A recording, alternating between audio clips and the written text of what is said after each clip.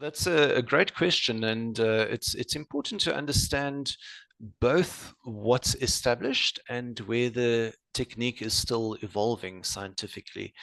Firstly, it's worth noting that many of the signs that we see in live blood analysis actually come directly from standard hematology.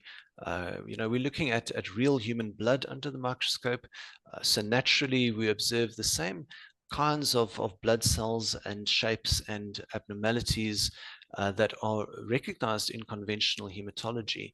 Things like acanthocytes, podocytes, leukocytosis, keratocytes, hypersegmented neutrophils, and so on. These are all well documented in medical literature and, have been studied for decades under standard hematology.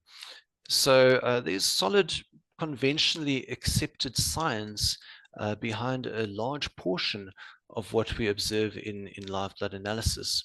Now, where it gets particularly interesting is that in live blood, we are actually viewing samples in, the blood in its natural, unaltered state.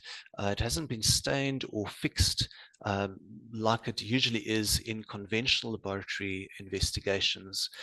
Now, that means that we can actually pick up on dynamic changes and more subtle indicators of nutritional imbalances and things like oxidative stress and many other patterns that may not be visible in standard conventional blood tests.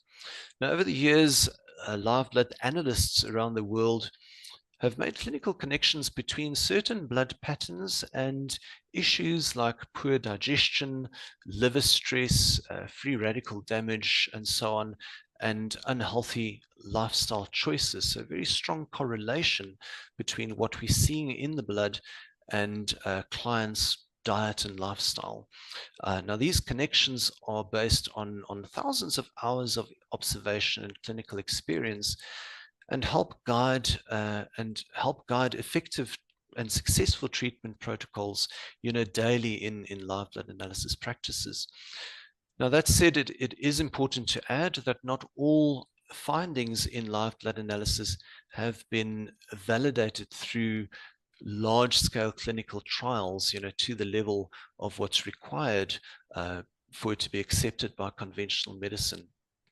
Now, while some smaller studies have shown a good correlation between various live blood analysis findings and conventional diagnostic markers, the lack of broader scientific research is actually one of the reasons why live blood analysis isn't yet widely accepted in mainstream medicine. Now, when it comes to dry blood analysis, which is another test that we use with live blood analysis, well, that's even further outside the realm of conventional science.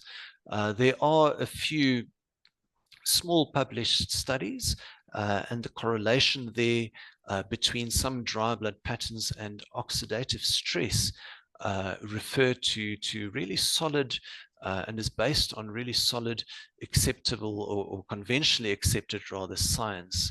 But again, no large-scale studies exist to justify support by conventional medicine. So in summary, a significant part of live blood analysis is rooted in recognized conventional science, especially when it comes to blood cell morphology. But there's also a more clinical, observational aspect that's still developing scientifically.